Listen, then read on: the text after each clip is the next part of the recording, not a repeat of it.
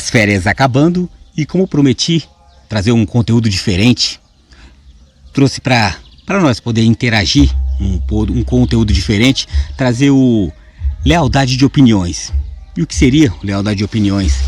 Trazer as minhas opiniões dado a temas, do qual eu vou sortear e de bate-pronto ler para vocês o tema e falar minha opinião, sem script, sem nada pré-lido antes, só papum a minha opinião, o que eu acho, o que é certo, o que é errado, mas a minha opinião. Seria o quê? Vou tentar dividir numa série de 4 episódios, esse será o primeiro, e com os temas. Coloquei aqui dentro do saquinho 16 temas. Colocar 16 temas e diluir eles em 4 episódios com 4 temas, para poder falar o que eu acho, minha opinião sobre. E tem diversos, eu vou falar também de futebol, vou falar de história, que na época de escola é a matéria que eu gostava muito, ainda gosto muito de ler sobre. Vou falar de outros times também, falar de, até quem sabe, de outros esportes, assuntos que eu acho, vocês podem até achar que é banal também, né, porque que vai muito do entendimento, até do interesse da pessoa, mas eu acho que é legal eu salientar a minha opinião sobre. Então, começa-se agora o episódio 1 de Lealdade de Opiniões. Então vamos lá. Aqui 16 temas, como eu citei. Então vamos falar o primeiro, para a gente dar prosseguimento, tentar falar nesse primeiro episódio 4 temas e o que eu acho sobre. Tentar sortear, né? Então vamos lá. O que poderá ser feito? E o primeiro tema que eu vou falar, que nem eu citei, falar até de outros times, outras situações. O tema é Flamengo. Simplesmente isso, somente o Flamengo. O que eu acho do Flamengo? Eu posso achar do time, da torcida, o atual momento, o que se evoluiu o Flamengo. Mas pronto, vou falar do Flamengo. Obviamente é uma coisa que é o chover no molhado. É sim um grande clube brasileiro, grande torcida. Parte da audiência com certeza é composto de quem torce pelo Flamengo, então fica até um pouco mais fácil falar para quem interessa e para quem gosta. Falar do Flamengo, que hoje está sendo um dos maiores rivais do Palmeiras. Tem a rivalidade no estado de São Paulo, mas tem as rivalidades interestaduais. E o Flamengo em si, ele se enquadra nisso. O que a gente pode falar sobre o Flamengo? Principalmente o atual Flamengo, né? Que se difere, se pegar a grosso modo a história toda do Flamengo, hoje o Flamengo se difere de tudo que já foi. Se for pegar desde 2019 para cá, com a vinda de Jorge Jesus, o Flamengo não é mais o mesmo. E isso meio que mal acostumou a própria torcida do Flamengo, porque sempre uma torcida que cobra, uma torcida que é fanática, sim, uma torcida que sempre apoia e sempre cobra muito, mas meio que ficou mal acostumado porque com os grandes resultados, que passa de longe com os maiores resultados da história do Flamengo. Você pode vir falar, mas o Flamengo foi campeão mundial e da Libertadores em 81. Estamos em 2022. O Flamengo, por todo esse marasmo, conquistou títulos estaduais, brasileiros, alguns até continentais, com algum Mercosul, mas passou um hiato de protagonismo do Flamengo. Quem carregou no colo o Flamengo, pode-se dizer, em tudo isso, foi a sua torcida. Sim, o Flamengo nunca deixou de ser grande por causa da torcida, a repercussão na mídia. Então, o Flamengo hoje, fez bem porque mudou de patamar, mas fez mal também para o seu torcedor. Que hoje, qual é o estereótipo de um torcedor do Flamengo hoje? Que menos do que a campanha que Jorge Jesus fez, não tá bom, não gostei. E cá entre nós, né? Vamos ser sinceros, pode ser melhor, pode se fazer melhor sempre, mas você pegar um patamar muito alto e achar que esse agora é o seu padrão, eu acho um pouco injusto com os demais jogadores que vão entrar na história e os demais outros times também. Então, você nunca vê defeitos no time que você torce. E o flamenguista tem muito disso também. É um pouco parecido com igual o corintiano, que o corintiano que é em São Paulo, aquela coisa do você é o maior. Por quê? Os maiores títulos, é a maior torcida. E sendo a maioria a maior torcida, você não se contenta com pouco. Então acho que a minha opinião sobre o Flamengo, o que é? É um time muito grande, um time muito forte, mas que mudou o perfil até do torcedor, porque hoje muitas vezes eu tenho um torcedor snob, porque sempre, muitas vezes, menospreza até outros times, porque nada vai ser melhor do que o Flamengo. E o Flamengo hoje está num protagonismo, mas se o Flamengo cair de produção, será que a crista do flamenguista vai baixar também? Então é isso. Hoje o Flamengo o que é? Um time muito grande, muito vitorioso, mas a torcida mudou o perfil. Esse é aquela torcida de povão, a torcida um pouco até mais humilde. Hoje é um pouco bem mais soberba do que já foi um dia. Então acho que o Flamengo hoje mudou o seu perfil. O flamenguista mudou o seu perfil. Essa é a minha opinião sobre o Flamengo. Vamos para o segundo tema. Primeiro episódio. O que eu acho? Segundo tema. Aí já é automobilismo. É coisa de que eu gosto de... não vou dizer nem causar polêmica, mas é a minha opinião, que foge do que a gente vê normalmente. Quando a gente fala de automobilismo, Fórmula 1 é quase que um ritual, quase que sabático, um ritual bíblico quase, que você não pode criticar Ayrton Senna, você tem que venerá-lo, falar que Ayrton Senna é lindo, maravilhoso, vitorioso, que sempre honrou o Brasil. O que ele honrava o Brasil? Ele era um piloto de automóveis que foi 3 vezes campeão mundial, e simplesmente é isso. O que ele fez pelo Brasil? Pode-se dizer que ele trazia alegria para o povo sofrido brasileiro. Eu fico pensando, sinceramente, se o povo brasileiro precisar de um piloto de automóvel para poder ser feliz, vai ser carente lá na casa do chapéu também, né? Então eu penso, por que eu gosto mais do Piquet do que o Senna? Esse é o questionamento, é a minha opinião sobre por que eu gosto mais do Piquet do que do Senna. E eu gostar mais do Piquet é muito da minha opinião. E em nenhum momento você não vai me ouvir dizer que o Senna era um mau piloto. Não, eu sei reconhecer. Por exemplo, eu torço para o Palmeiras, mas eu sei reconhecer que um Flamengo é grande, um Corinthians, um São Paulo também é grande. Mas porque eu defendo um, eu vou começar a falar mal do outro? Eu posso torcer pela derrota, mas falar mal é ruim. Eu sou palmeirense, o Corinthians é ruim. Qual é o argumento? Eu acho que é ruim. Não, isso não tem. E nesse caso que eu gosto, melhor dizendo, eu gosto mais do Piquet do que do Senna, é porque ambos foram grandes pilotos, e eu gosto mais do Piquet porque também foi tricampeão do mundo igual o Senna, mas só que ele era um cara muito mais piloto, mais cru, mais vivendo mais o automobilismo.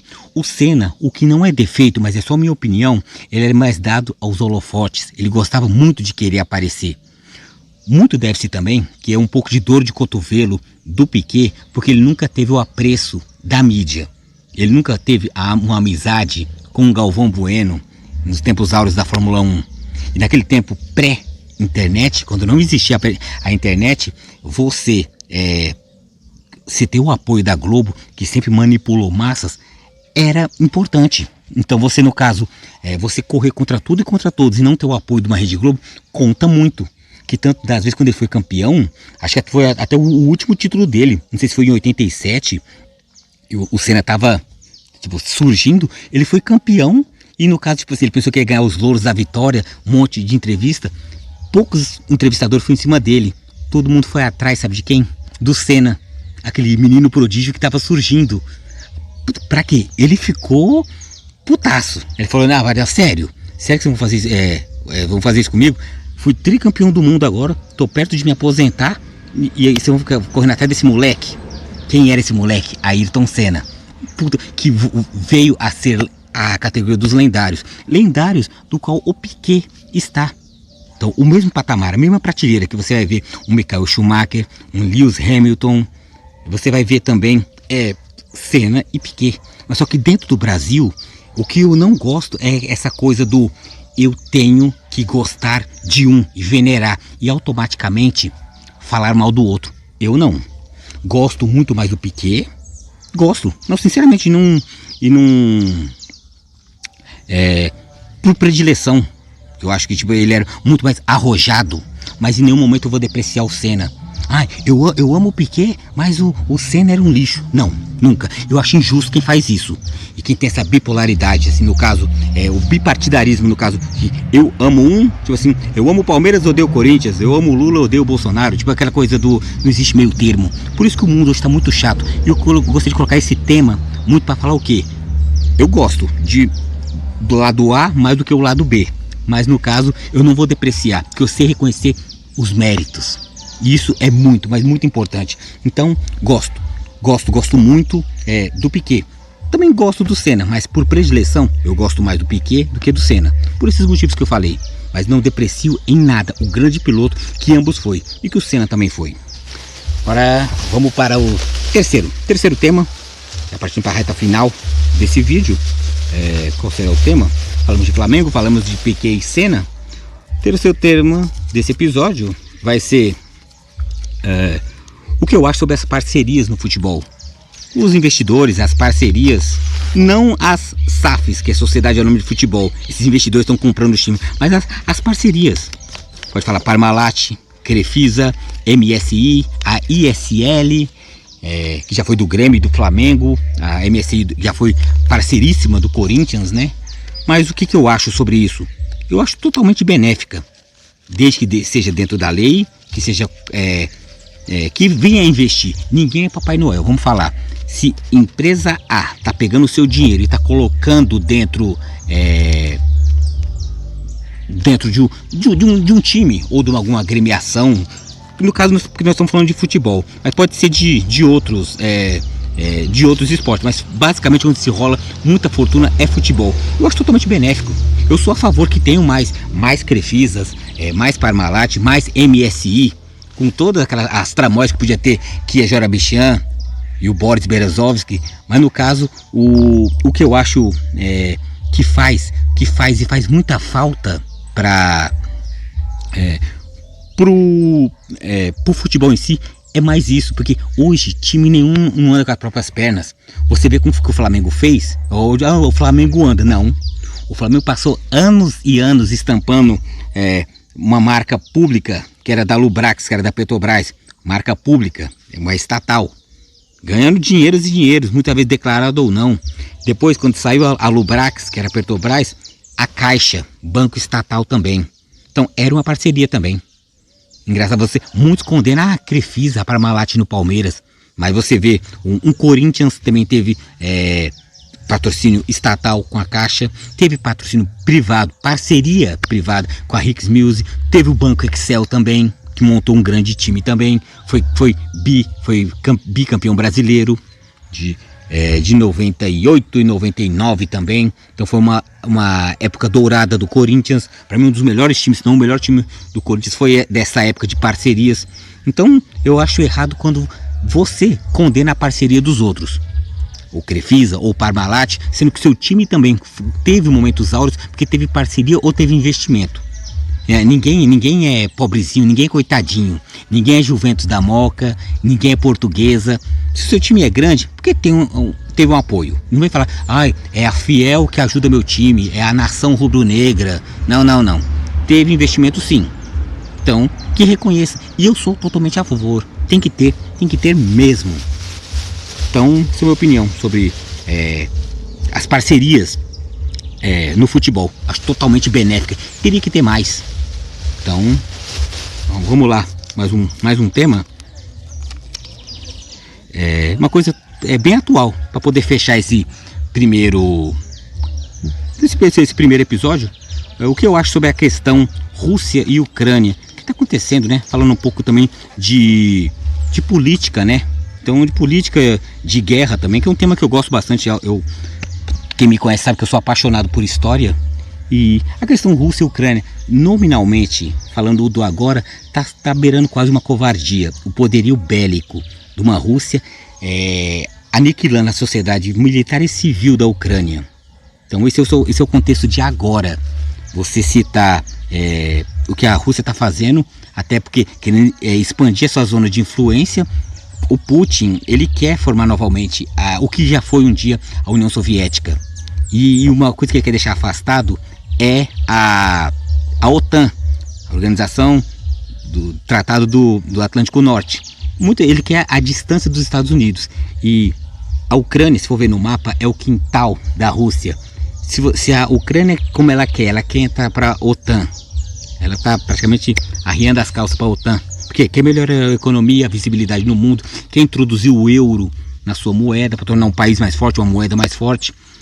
E a Rússia não quer isso. A Rússia falando, como assim? Você quer colocar ao do meu lado, a OTAN do meu lado, os Estados Unidos do meu lado? Não.